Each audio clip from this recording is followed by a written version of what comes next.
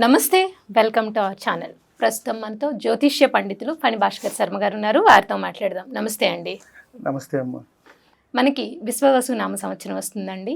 So Vishwavasu నామ సంవత్సరంలో మేషాది ద్వాదశ రాశులకు ఎలా ఉంటుంది, అలాగే వారు పాటించాల్సిన పరిహారాలతో పాటు అసలు గ్రహస్థితి ఎలా ఉంది, గ్రహ సంచారం, గ్రహస్థితి, ఆదాయ వ్యయాలు కూడా ఎలా ఉన్నాయో ఒక్కసారి చెప్పండి. శ్రీ గురుభ్యో నమః, శ్రీమాత్రే నమః. నమస్కారం అమ్మ. అలాగే వీక్షకులందరికీ కూడా శ్రీ విశ్వావసునామ సంవత్సర శుభాకాంక్షలు. ముందుగా మనం చూసుకున్నట్టయితే గ్రహ సంచారం ఎలా ఉంది అనేది ఒకసారి చూసుకుని దాని తర్వాత గ్రహస్థితి కూడా తెలుసుకునే ప్రయత్నం చేద్దాం. ముఖ్యంగా మనకి గ్రహ సంచారం వచ్చి మే 14 రాత్రికి ఏవైతే 15 మనకి గురువు మేషం వృషభం నుంచి మిథునంలోకి సంచరిస్తారు. అలాగే మనకి శని భగవానుడు వచ్చి రేపు మార్చి 30వ తారీఖు కుంభం నుంచి మీనంలోకి సంచారం జరుగుతుంది. అలాగే రాహుకేతువులు కూడా వచ్చేటప్పటికి మే 19వ తారీఖు మీనం నుంచి కుంభంలోకి రాహు వస్తారు. అలాగే కేతువు కన్య నుంచి సింహంలోకి వెళ్తారు. సో ప్రధానంగా ఈ గ్రహస్థితిని మనం చూసి ఆధారం చేసుకుని మనం ఫలితాలు అనేవి నిర్ధారించడానికి మనం ప్రయత్నం చేస్తాం. ముఖ్యంగా ఎలా ఉంటుంది, ఏ రాశి వారికి ఎలా ఉంటుంది, వారికి నడిచే ముఖ్యంగా మహర్దశ అనేది ముఖ్యమండి. ఇది ఏమిటి అంటే గోచార ఫలితాలు, గ్రహ సంచారము అనేది మనం చూసుకుంటాం. ప్రతి గ్రహం కూడా ఒక నిర్దిష్టమైన సమయంలో కాలం తిరుగుతూ ఉంటుంది. రవి కానివ్వండి, రాహు కానివ్వండి, గురువు కానీ అతి ఎక్కువగా తిరిగేది వచ్చేటప్పటికి 2.5 సంవత్సరాలు శని భగవానుడు ఒక్కొక్క దాంట్లో. కాబట్టి ఈ సంచారం మనకి మార్చి 30వ తారీఖు 2020 నుంచి 2027 చివరి వరకు కూడా మీనరాశిలోనే ఉంటారు.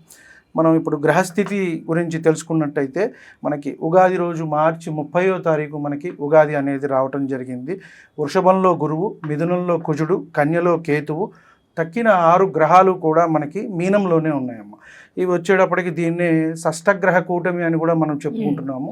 ఇది ఉగాది రోజే రావటం కూడా జరుగుతుంది. ఉగాది, షష్టగ్రహ కూటమి, అలాగే శని భగవానుడు కూడా మారుతున్నాడు.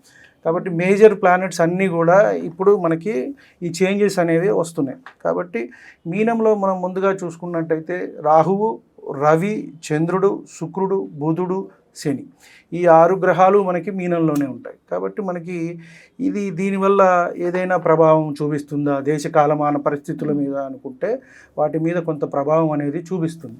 వ్యక్తిగతంగా కొంత తక్కువనే మనం చెప్పవచ్చు. షష్టగ్రహ కూటమి కానివ్వండి, ఎందుకంటే ఒక 6 గ్రహాలు ఒక రాశిలో కలిసినప్పుడు కొంత ఇబ్బందిగానే ఉంటుంది ఎవరికైనా సరే. కాబట్టి ఆ ఫలితం అనేది కొంచెం అటు ఇటుగా అనేది మనకి ఉంటుంది. గురువుని తీసుకున్నట్టయితే మనకి మే 14 నుంచి వృషభం నుంచి మిథునంలోకి వెళ్తారు. మళ్ళీ అక్టోబర్లో కొంత అతిచారం వల్ల కర్కాటకానికి వెళ్ళి మళ్ళీ వక్రించి మిథునానికి వచ్చేస్తారు. ఇది సంచారం. అలాగే శని సంచారం చూసుకుంటే మనకి మీనరాశిలో సంచారం జరుగుతుంది. జూలైలో కొంత వక్రించి అక్కడే ఉంటారు మీనంలోనే, మళ్ళీ మనకి అక్టోబర్లో వక్రం అయిపోతుంది. అలాగే రాహుకేతువులు మే 19 నుంచి కూడా సంచారం అనేది కుంభంలోను రాహువు, అలాగే సింహంలో కేతువు అనేది సంచారం జరుగుతుంది. ముఖ్యంగా ఈ గ్రహస్థితి అలాగే గ్రహ సంచారాన్ని బట్టే మనము వచ్చే ద్వాదశ రాశులకి కూడా మన ఫలితం అనేది చెప్పడానికి అవకాశం ఉంది.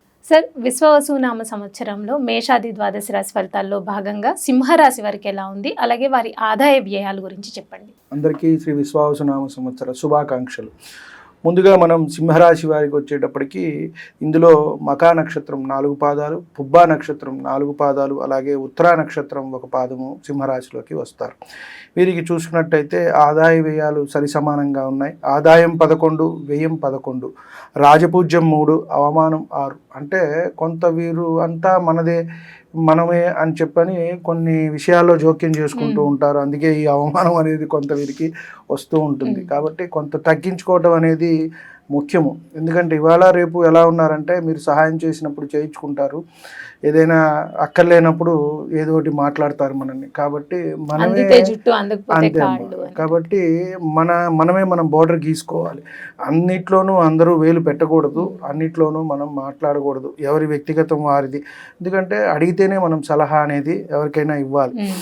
వీరికి ఈ సంవత్సరం బాగుందమ్మా. మనం ఈ సంవత్సరం విశ్వావసునామ సంవత్సరంలో వృషభ రాశి వారి తర్వాత అత్యంత యోగవంతంగా ఉన్న మరొక రాశి సింహరాశి. సింహరాశి. ఓకే. కాబట్టి వీరికి సర్వ సౌఖ్యాలు అనేవి కలుగుతాయి, ఫలితాలన్నీ కూడా బాగున్నాయి, ఆదాయం పెరుగుతుంది, వారిలో కూడా కొంత మార్పు వస్తుంది ఈ సంవత్సరం. ఎందుకంటే ఎవరు మంచి ఎవరు చెడు ఏంటి అనేది తెలుసుకున్నారు. గత 2 సంవత్సరాలుగా 3 సంవత్సరాలుగా వీరు పడ్డ వాళ్ళ ఎక్స్పీరియన్స్ కానివ్వండి, ఈ సంవత్సరంలో డెఫినెట్గా వచ్చే 2.5 సంవత్సరాలు కూడా శని అష్టమంలో ఉంటాడు. కాబట్టి వీరికి శని అంతా నేర్పించి వెళ్తాడు, ఎవరు మనవాళ్ళు ఎవరు పరాయి వాళ్ళు. కాబట్టి ఈ సంవత్సరం వీరిలో మార్పు వస్తుంది, అన్నీ నేర్చుకుంటారు, ప్రశాంతత పెరుగుతుంది, మానసికంగా బలంగా ఉంటారు, చేతికి ఆకస్మికంగా ధనలాభం, అలాగే ఖర్చులు కూడా వీరికి సూచితమని మనం చెప్పవచ్చు.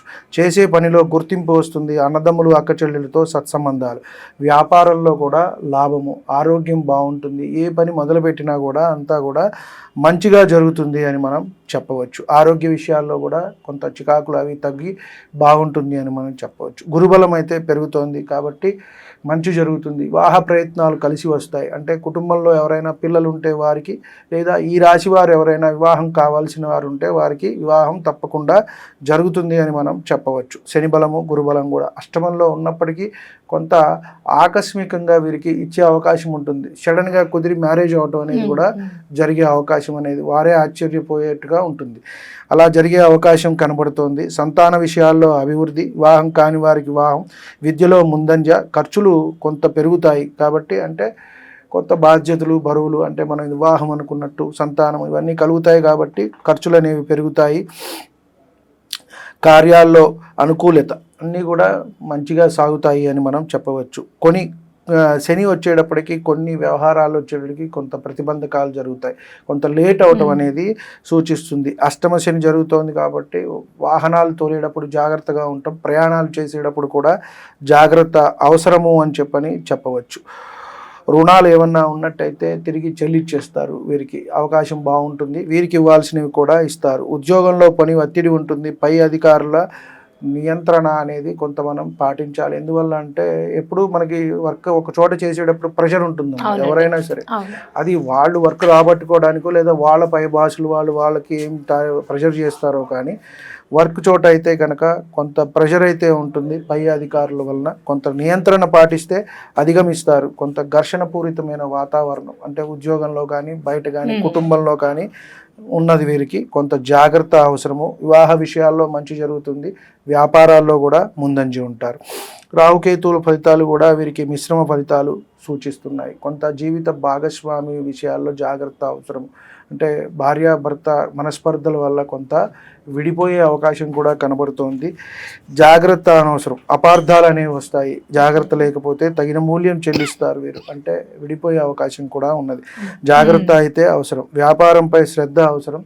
విదేశాల ద్వారా వీరికి లాభం అనేది చేకూరుతుంది. అంటే ఇంపోర్ట్స్ ఎక్స్పోర్ట్స్ చేయటం కానీ, పిల్లలు ఫారిన్ అది పంపిస్తూ ఉంటారు, అట్లా అక్కడి నుంచి మనకి ఇన్కమ్ అయితే రావటం జరుగుతుంది. తొందరపాటు నిర్ణయాలు తీసుకోవటం అనేది మంచిది కాదు. మానసికంగా కొంత ఒత్తిడి అనేది ఉంటుంది.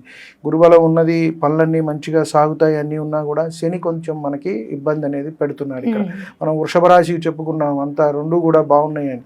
కాస్త వీరికి ఏంటంటే ఈ శని ప్రభావం కొంత కనబడుతుంది, గురుబలం అనేది కొంత ఉన్నది. కాబట్టి ఓవరాల్గా అన్ని రంగాల వారికి కూడా కొంత సమయం తీసుకుని లేట్ అయినా కూడా పనులు అయితే జరుగుతాయి. అలాగే సినిమా రంగం వారికి, నాటక రంగం వారికి, వ్యవసాయ రంగం వారికి అందరికీ కూడా మంచిగా ఉంది అని మనం చెప్పవచ్చు. వీరి అదృష్ట సంఖ్య, కలిసి వచ్చే రోజు, అదృష్ట